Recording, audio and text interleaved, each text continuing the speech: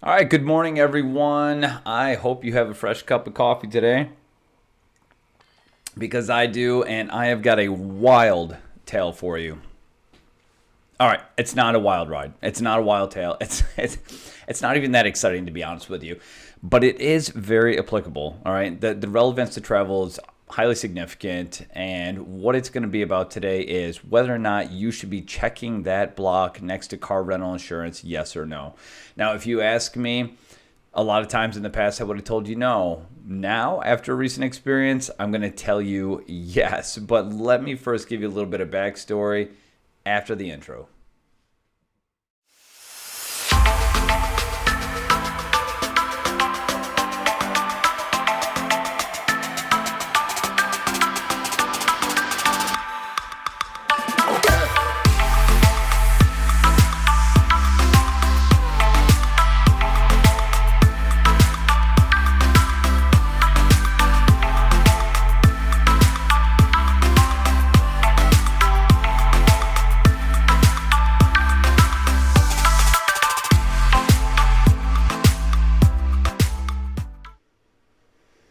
What's up, everyone? Eric Allen, founder of Planiversity, back with you again. This time we're talking about car insurance. Do I need it? Do I not need it? I know. Honestly, I'm no different than the rest of you. I don't like to spend more money than I need to spend.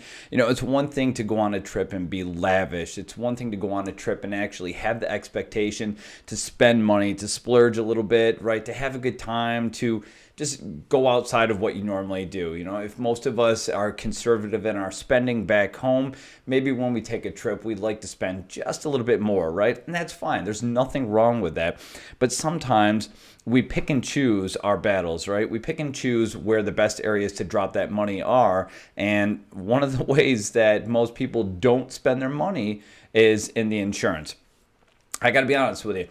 I don't think I would have blamed you, all right? In the past, a lot of times I would just say no. In fact, most times today, I still say no when I rent a car. However, that's only because I'm covered with my credit card. And anytime I get a new credit card today, I make sure that it does have that insurance with it, all right? It should have some kind of additional insurance with it. Honestly, credit cards are so competitive today that if they're not offering you these additional benefits, I won't even bother with them, right? Unless you have no leg to stand on, unless your credit score is absolutely so bottomed out that you can't possibly get a card that has any kind of perks that come along with it, that's a different story, right? But if you do have decent credit and you're able to get some credit cards and you're able to use these credit cards for travel, I definitely recommend getting a credit card that covers you on these areas, right? Now, there's credit cards that offer traveler's insurance in terms of cancellations, in terms of lost baggage, in terms of you having to go out and actually purchase a hotel room, or you got to rebook a flight, something like that. Those unexpected expenditures, right? There's cards that actually cover for that type of thing. There's cards that actually cover you for extended warranties. So now at the store, you don't have to say yes to the extended warranty. Not that most people do, but you don't have to say yes to the extended warranty. Just make sure you pay with that card, and then it'll actually cover you for an extended warranty. Of course, you got to put in the paperwork afterwards, but still, that's an additional level of security and insurance, right? And then most importantly, at least in my case, since I travel all the time, having that traveler's insurance cover me in cases of collision, especially if I end up totaling a 30, 40, $50,000 vehicle. The last thing I want to do is have a debt of 30, 40, or 50,000 euros or dollars, something like that. I don't want to deal with that, right? Which is why it's important to spend the money up front. Now, I know most people don't want to do it, especially if you're traveling somewhere for 2 weeks. We're talking about $12, $13, $14, $15 a day times however many days. Next thing you know, you have somewhere between $150 to $200 of just insurance. It's not really that much, especially when you compare it in this way. You're like, well, I can either pay for even light damage on a vehicle can cost you anywhere from $1,000 to $4,000, right? So you just figure, well, I can either pay $2,500 for this repair, which puts me right here, or I can pay $150 for this insurance. That'll put me right here. Now, one of the big differences between the insurance that's offered on your card versus the insurance you could purchase through them is liability. And I definitely don't think that you absolutely have to default to getting insurance through the car rental agency. Anyone who books with Expedia.com, you'll actually have that little box that'll say, do you want to add trip protection, right? Car rental insurance. Do you want to add that? It's not just them. It's every service that you can book with offers you the opportunity to get additional insurance, right? Because it's money for them. You're paying into the pot, right? You're contributing to this large pot of money. Just imagine, 100,000 people say yes, and they're going on a 10-day trip at $15 a day. It's 150 times 100,000 people. That's a huge pot, right? And the only thing they have to pay out is each time someone actually does damage to the car, which, let's be honest, is probably not all that common, right? I don't think most people rent vehicles and go around destroying them or having accidents in them, right? Most of us are lucky and will go maybe every few years without a fender bender, maybe every 10, 15 years without a fender bender. Even if you're the greatest driver in the world, sometimes you just have no control over it, which is exactly what happened in my situation. So before I continue on, let me just give you a little bit of backstory, all right? I was on a trip to England in March. All right, great trip. Spent a week road trip around South England, flew into London, and I just did a counterclockwise circle starting at Oxford down to Bath, hit a few areas. Unfortunately, I didn't see Stonehenge. Now, I had the opportunity to see Stonehenge. I passed on that because, honestly, Stonehenge, unless you pay for it and you want to pay, whatever it is, 50, 60 pounds a person to go see that thing that nobody really understands what it is, you just get to stand there from a distance and look at it. And where's the fun in that? I don't like a lot of long lines. I don't like spending a lot of money on these little touristy sites. I would rather get the authentic experience, which is what I actually did get, stopping in these little towns along the way and just feeling the way that the average British family lives, the average British town. It was fascinating. Just seeing some of these towns, it was absolutely fascinating. I loved it. And it was just kind of an off the beaten path trip, right? So in my little road trip going counterclockwise, one of the places that I stayed at is Eastbourne, all right? Now what I'm going to do is I'm going to actually pull up the map for you so you can actually take a look at it. All right, so what you're looking at now is the UK. If you didn't know what the UK is, we got this large island right here along with Northern Ireland. That is the UK, and where this took place, well, let me zoom in, give you a little bit of context. The way my little trip went there, I said it was a counterclockwise one, right? So I started off here at London, spent a little time in Oxford, from Oxford down to Bath, from Bath down to the Portsmouth area, Portsmouth to Eastbourne, Eastbourne up to Royal, Tunbridge Wells right here, and then into London again. It was a fantastic little trip. But where this story takes place is actually down in the Eastbourne area. Now, if you're not familiar with Eastbourne area, you've probably seen it on movies. This is the area of the UK, the part of the UK on the English Channel that has these big, beautiful, towering white cliffs. It's gorgeous. As a matter of fact, if you need a little bit of context, you know what? Let me see if I can zoom in here and I can actually give you something. Now you can see that there's actually a lot of white right here. What you're seeing is not beach, but you're actually seeing the cliffs from a little bit of an angle. But if you're wondering what they look like, this is them. Absolutely fantastic, gorgeous. I definitely recommend, if you do go to England, that you take a little road trip, you go down south and you actually hang out on the beach. I know this is blurry, and the reason why is because I'm streaming right now, so unfortunately it's not as clear. There we go. Beautiful. Look at that, though. That's exactly what it looks like in person. It's fantastic. So if you have an opportunity, definitely go check it out. But anyway, back to the story. I stay in Eastbourne for the night, and on my way the next morning north to Royal Tunbridge Wells, I have to go up this way, hit this little highway, and as I'm traveling north. Now, one of the things you will not see in the UK, just looking at the map, but you have to be aware that they are everywhere, are these tiny little traffic circles. They are everywhere. I kid you not, right? So this is what a traffic circle looks like.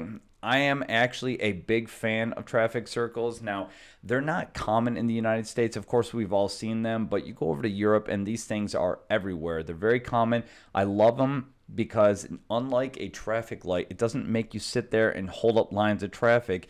They just keep things flowing, and it's fantastic. I don't understand why we don't implement these in the United States, but that's a discussion for a different day. But this little guy right here, this little traffic circle was where this incident happened, okay? And the way it happened, now stick with me, you drive on the left side in the UK, right? So come up this road, I enter the circle, and I'm getting off on the third exit, right?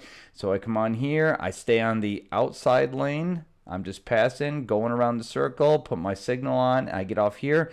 Now there was a woman who entered from this road over here. Let's see if I can zoom in just a little bit, give a little bit more context here. There we go. There's a woman, you can see traffic waiting to enter right here. As I'm coming around the circle, she's getting on. She gets on the inside lane right here. I'm on the outside lane, so we both exit this road at the same time. And she just gets over and just strikes me. I'm not really sure why, but she comes onto the circle, off the exit, and then immediately cuts into the left lane without looking, strikes the vehicle, dragged the side of her car up the front fender of my rental vehicle, and we pull off right here. So to give you a little bit of context from the ground, you can see it right here. Here's that same traffic circle. Traffic coming on. So this is my vehicle. This is my son in the back. But this is what you would have seen from her. Coming on, entering this lane, and just coming right back into the left lane. So she stays on the inside lane, goes to the outside lane, ends up hitting me. We pull over, starts assessing the damage. Now, these types of things happen, and I'm going to tell you, I did have traveler's insurance. Now, why did I have traveler's insurance? Because it just by chance happened to be that in the UK, you're required to have additional liability insurance. Now, I'd already spent some time doing a road trip in Ireland last year, so I knew that when I went to the UK or the Isles, that I was going to have the same thing. Because truth be told, even though there's some pretty vast differences, the policies like this are the same when you go there. So being required to have liability insurance, I decided to purchase in advance. And of course, if you go through the websites like Expedia, any of those other websites, you might end up paying a little bit more. What I ended up paying was something like $50 or $60 for the entire trip, which is a week, versus paying, whatever they wanted, $15 a day. So you might save a few bucks, you might not, but it's worth shopping around if you're actually going to get the insurance. But anyway, back to the story. So we pull over, of course, and we start assessing the damage, and it's really not that bad. As a matter of fact, I got pictures for it. So this is her vehicle. Now you can see that she dragged the car up the side of the fender. Now, again, I'm going to tell you, I just had a video on this recently about why it's important to be just a nice person. I got out of the vehicle a little bit frustrated, a little bit firm, but still very calm, right? And this woman was terrified. She was terrified, right? At first, I had my guard up. She had her guard up. Of course, she wasn't, she's not a grown man. She's not intimidating by any means. But here I am, slightly probably intimidating to her because, one, I'm an American, and two, because I'm larger and I am in a vehicle that was just struck by her vehicle, so she doesn't know what my reaction is. But she tells her side of the story. It's not at all like my side of the story. In fact, what she thought was that I had just gotten on as well, and I tried to cut into her lane, but that's clearly not the case, because if you only have a little bit of damage on the front of your car, which this would be my damage, and they have damage on the entire side of their car, there's a good chance that they dragged the side of their car up the front corner of your vehicle, meaning they cut you off. The evidence is pretty clear, I would think. But in any case, this woman ended up being such a sweet woman, and I feel terrible for her. Even though she was at fault, I felt terrible because I kept telling her, it's going to be fine, it's all right, it's an accident, these types of things happen. And she says, well, I know you keep saying that, but you don't have to deal with my husband, which I thought was pretty funny. And there you can see me right there just taking pictures of the thing. So I'm going to tell you, if you do have any kind of accident like this, of course, it's very, very important. Always, always, always be professional. Be a nice person. Even if they're at fault, just be a nice person. You're going to get things resolved so much quicker.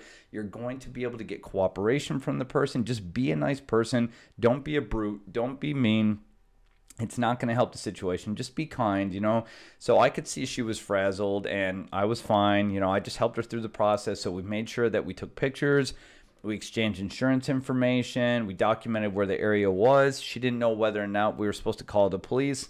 And what I had told her, because I didn't know the policy there either, but what I told her was, where I come from, unless the accident is significant enough to total the car or injure somebody inside, you don't call the police. You just exchange information and go about your way, right? And that's exactly what we did. There was no reason to call police. You can see right here, this is the extent of the damage. Nobody was killed. Nobody was seriously injured. My son was absolutely fine. But some people do elect to call the police. And I honestly, the only thing I could imagine police showing up and saying was, you didn't really need to call us for this, okay? Just make sure we exchange information.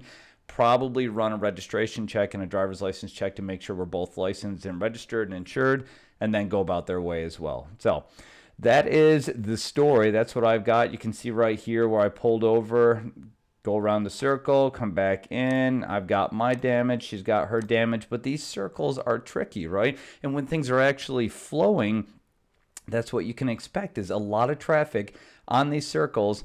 And let's be honest, shit happens, right? I should be wearing one of those shirts. Shit happens. And luckily for me, it just so happened to be on a trip where I actually had insurance, all right, which was a great thing. I still haven't heard anything from them. I gave the rental car company all of our information. They have the insurance. They have her insurance. They have her name. They did what they're going to do. I haven't heard a thing about it since then. So that is it. That's it. That's my story. That is what happened. All right.